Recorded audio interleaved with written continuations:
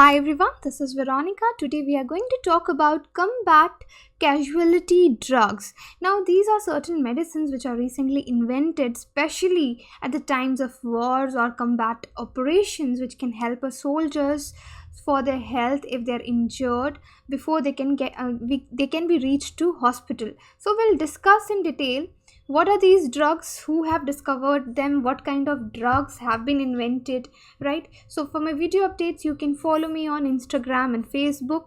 This is a channel StudyIQ. If you're preparing for any government exam, or pen drive and tablet courses are also available. For additional information, you can call on these numbers or you can visit our website too. The PDF will be available in both the languages on our website.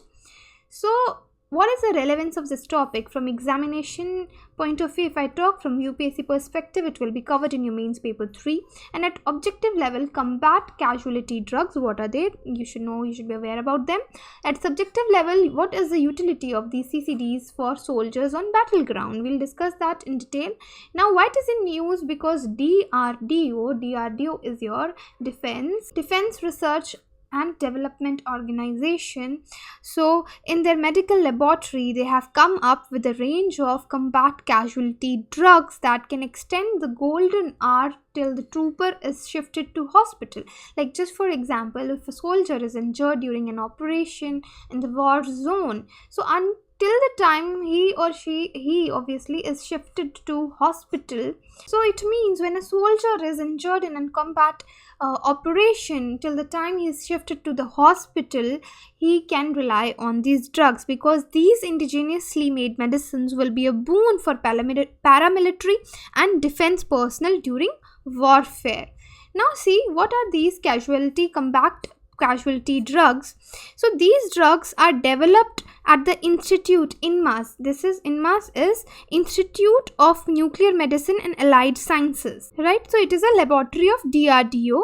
I read again, Institute INMAS is Institute of Nuclear Medicine and Allied Sciences. Now the main battlefield emergencies. So what are the main battlefield emergencies where these drugs can be used? So it could be excess of bleeding. It could be sepsis, infection of the blood, shock to the cells. It could be hypovolemia, that is decreased blood volume, and obviously pain. Now this spectrum of drugs, it include bleeding wound sealants, super absorptive dressings, and glycerated salines, all of which can save lives in the event of warfare in a jungle and high altitude areas, as well as in terror attacks. Because if there is a wound which there is risk of getting severe infections, these medicines can be used there. These super absorptive dressings could be used to stop the bleeding also.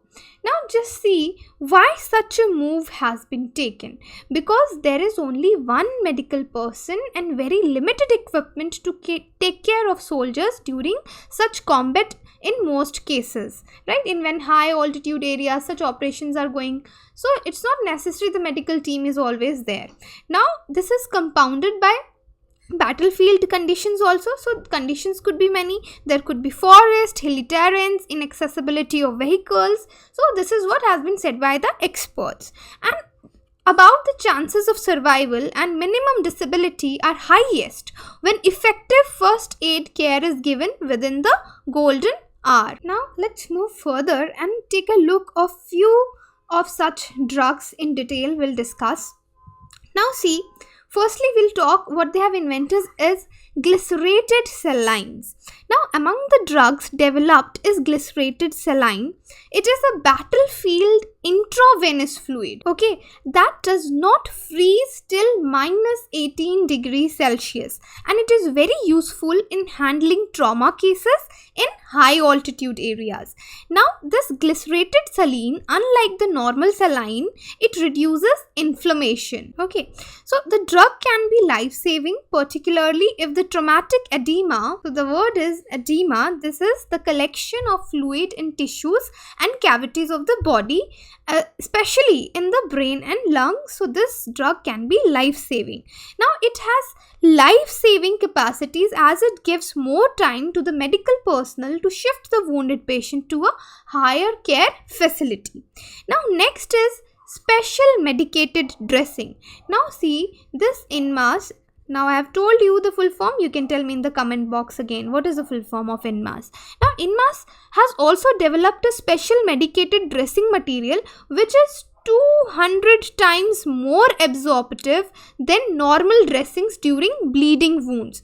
This cellulose fiber based dressings are more effective when there is to stop the blood, stop the bleeding and keeping the wound clean, because if the wound is not clean, severe infection can take place. And moreover, additionally, these antiseptics, antibiotics can be impregnated in the dressing, which acts as slow drug release system. So on these dressings we can put these antiseptics and antibiotics also, which usually act as a slow drug release system. Next is your chitosan gel. See, NMAS has developed a chitosan gel which actually helps in preventing the blood loss by forming a film. So what this chitosan gel does, if there is a wound on a body, it forms a film over it to stop the loss of the blood. And this chitosan gel could be coupled with platelets and red blood cells aggregation, and it stops the bleeding. Now this is totally antibacterial, and wound health properties are also an added benefit in the case of chitosan gel. So next comes your hypochlorous acid disinfectant.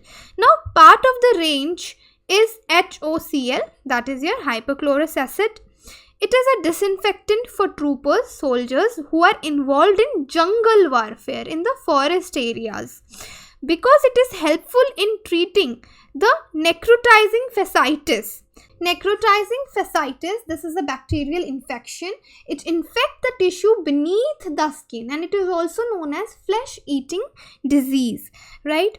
So it is helpful in treating this necrotizing fasciitis. It is a rapidly progressing bacterial infection of soft tissues. So bacterial toxin cause local tissue damage and necrosis as well as blunt immune system responses. So in such cases, what is done, 0.01% of HOCl, which has a broad spectrum antimicrobial activity, it can rapidly neutralize bacterial toxins.